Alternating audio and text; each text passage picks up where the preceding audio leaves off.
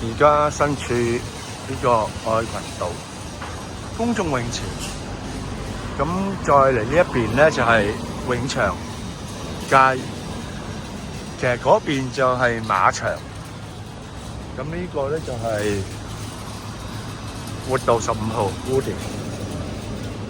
咁我哋而家睇到咧，其實佢呢一邊嘅景觀咧就係三房噶啦，望翻泳池呢邊，愛群街呢一邊，同埋下邊呢度咧係有間學校嘅。